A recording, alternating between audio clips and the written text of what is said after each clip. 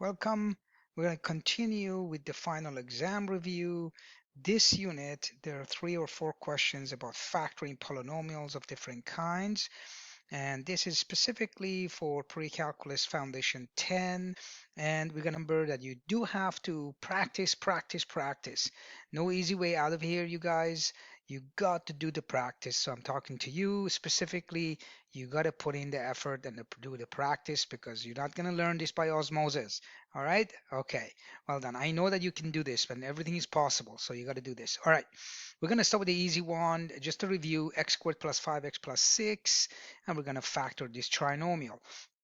Now, there are many ways of doing this. You can do it freestyle or you can do it systematically. Let me show you systematically. So the way I do it is this. I set up a column x and x, and I've set up another column which is going to be here and here, 2 numbers. And the reason I do this is that I will have a setup where x times x. So if I multiply this x by this x, I'm going to get x squared. So this is x squared right here.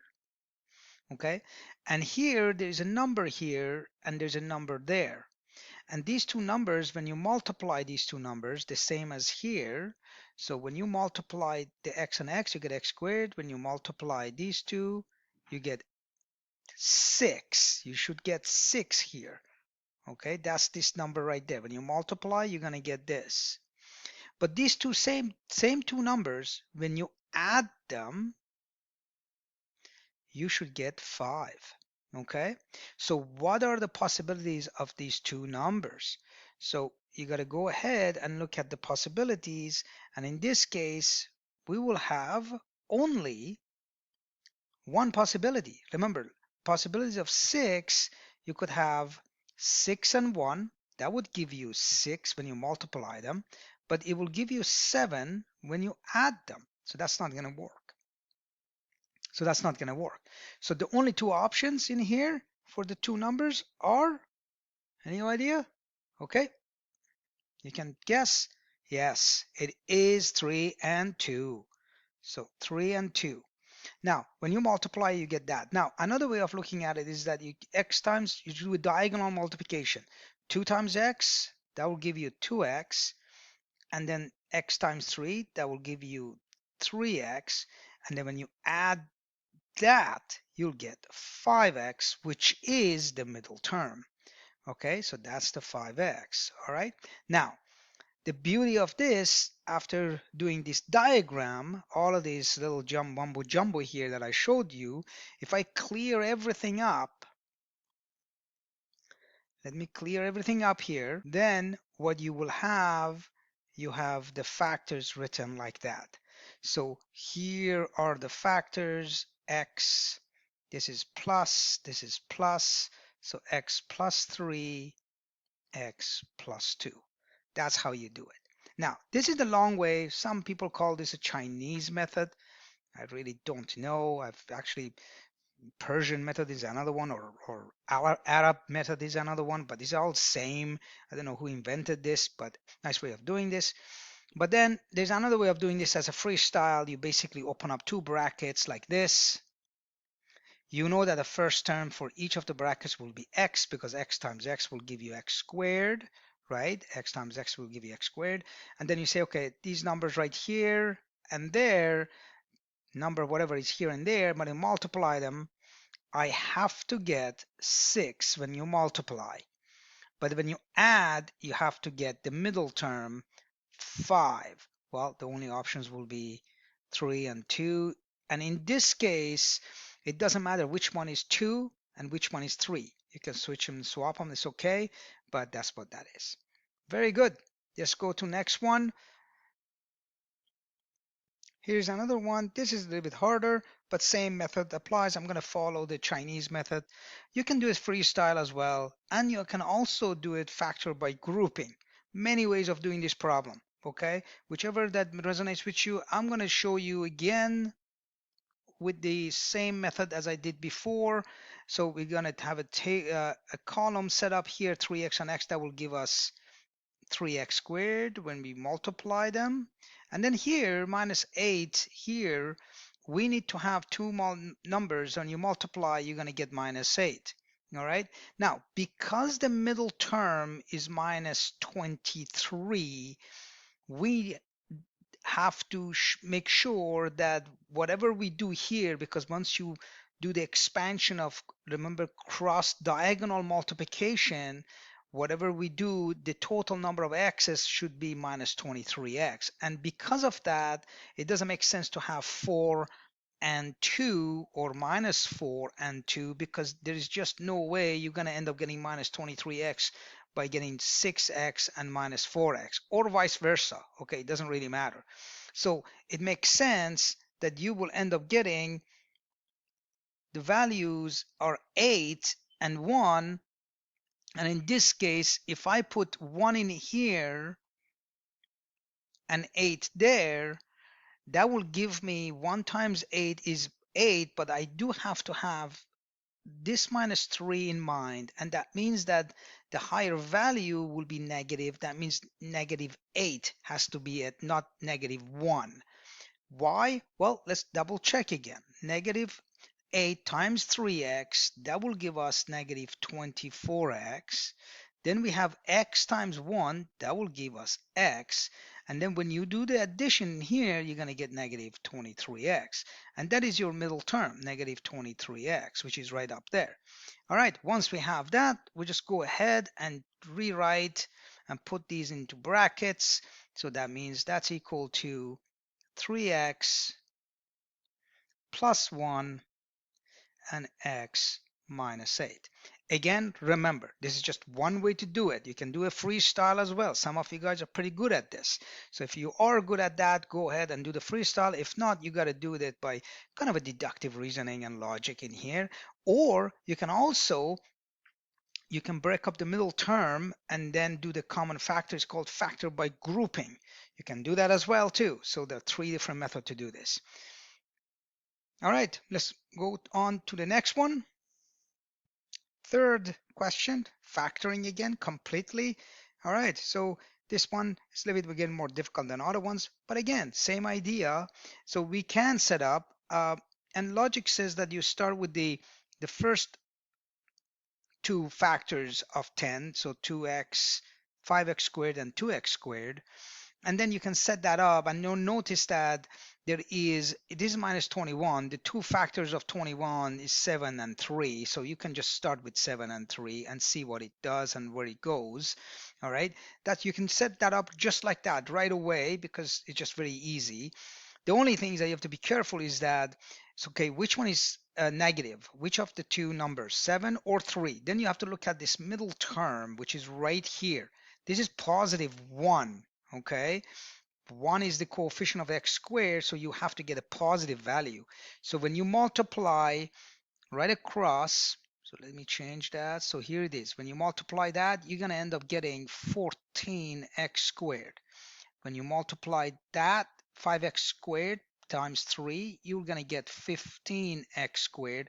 So now we want to have a positive 1x squared out of adding these 2 terms. That means that 14 has to be negative. And if 14 has to be negative, that means 7 has to be negative. Here we go. That's what we will do. And now we'll go ahead and put them in a bracket like this, like that, and then we're done. So let's go back, and then we're going to rewrite 5x squared minus 7 times 2x squared plus 3. And you're done.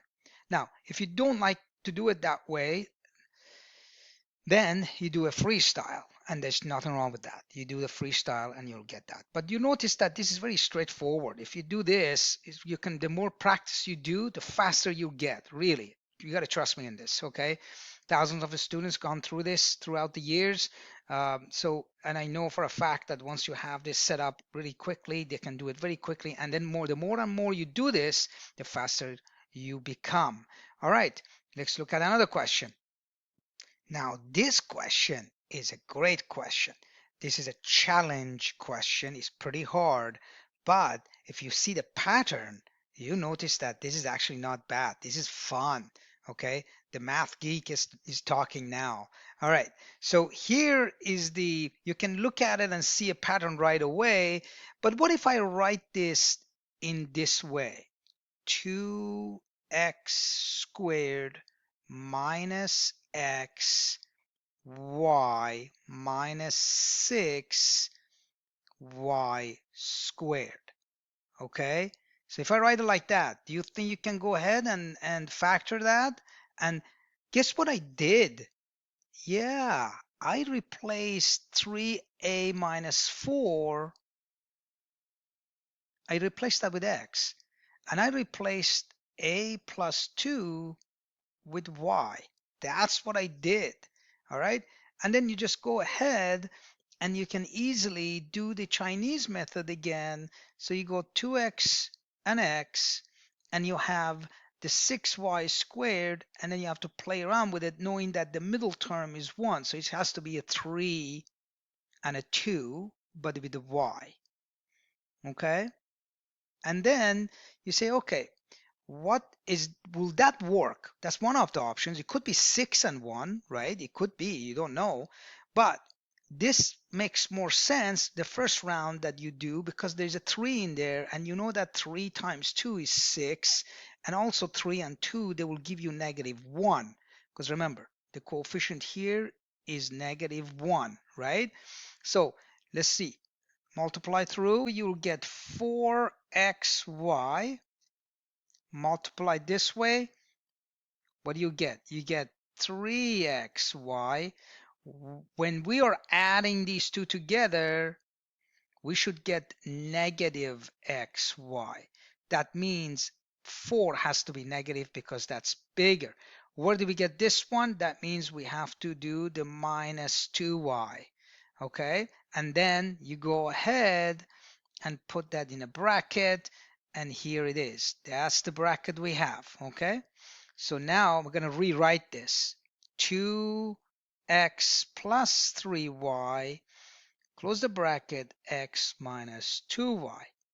Now this is the factor form of that trinomial that we have just created out of the substitution of x and y. Now we're going to go back and we're going to rewrite, we're going to replace what x and y values of x and y were. So we're going to replace those. So here it is. Ready?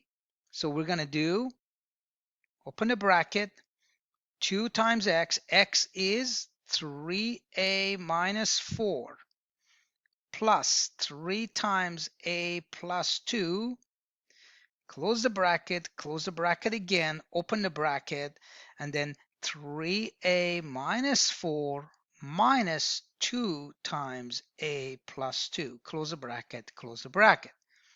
We're not done yet. We need to do some simplifying. 6a minus 4 minus 8. Oh, I almost made a mistake here. And then 3a plus 6. And the next bracket will be 3a minus 4 minus 2a. And remember, we're just multiplying it, using a distributive law. Okay, complete expansion. All right, now that we have this final step, collect like terms and simplify. 6a plus 3a, that's 9a, minus 8 plus 6 minus 2, close the bracket, open the bracket, 3a minus 2a, that's a, that's gone, minus 4, -4, -8. Here it is. Now we have completely simplified this original ugly polynomials that we have. Was actually trinomials really in terms of a, but here it is. That's what we got. Wow, what a question that was. All right, what do you think about this? Now this is a sweet question. That's a challenging question. Love the challenges. What do you think? You want to give it a moment? You can pause the video and see if you could actually figure this out. Remember, we're factoring this. We're factoring it completely. Now, I'm going to give you a hint. First thing you do, you gotta take out the GCF. That's the first thing you do. Is this trinomial? But first, in every situation, I should have mentioned that in other questions that we did, all of these questions that we did, we have to first check if there is any GCF going on between the terms. You take that out first, but none of them had the GCFs, okay? So they were all trinomials that we had to work through, and none of them had any greatest common factors that we could deal with. All right, as I'm going through it, yeah, none of them were. All right, so this one is a very challenging. So the first thing is GCF. All right, let's go ahead and see what the GCF is. GCF is X. Okay, it's a factor in every term. So we're going to factor X out. And here's the challenge. Here's the tricky part. You have to remember your exponent laws. So this factoring question is actually more for grade 12 or Algebra II students, okay? Or if you are really good at factoring, even at grade 10 level, this is a fantastic one. This question usually shows up in the math competitions. All right, so when you factor X out, what do you have to multiply X by? Basically, right? You're factoring it out. So that when you multiply it, you get X to the 2a plus 1. Remember, when you're multiplying, same base, you add the exponents. So what you will get is X to the 2a. Oh, did you get that? So X times X to the 2a is X to the 2a plus 1. And then plus 2 times X to the a, right? And then the last will be 1. Fantastic. Now, I'm going to rewrite this. Now, the way it's written, you may not see the pattern. But what if I write it like this? X, and then I'm going to open up a square bracket, and I'm going to put X to the A, and then I'm going to write it as a squared, because that's X to the 2A. I just rewrote X to the 2A like XA to the power of 2 because we're using the power of the power, and that is the exponent law again. And the reason I'm doing that is you can see the pattern of this trinomial. So now this is just too easy, okay? So now you can go ahead and factor this trinomial. To factor that trinomial, you open up two brackets. That's a freestyle. Let's do a freestyle. So x to the a, x to the a in both. Because when you multiply them, you will get, in this case, when you multiply them, 2a, because a plus a, that's 2a. That's what you will get, which is right here, which is right there, right? And the two numbers you multiply, you have to get 1. Okay, so if you want to get 1, what do we have to do? Well, 1 in here, 1 in there. And once you've written that, you will get this factor form of the original trinomial in the form that you saw this, and it was challenging. All right, did you get it? Did you try it? All right, go back again and make sure that you know what to do. All right, another video for the final exam review. Make sure you come back to more. We've got a couple of more days, and I will post more videos for math for the final exam. Come back again. Okay, take care.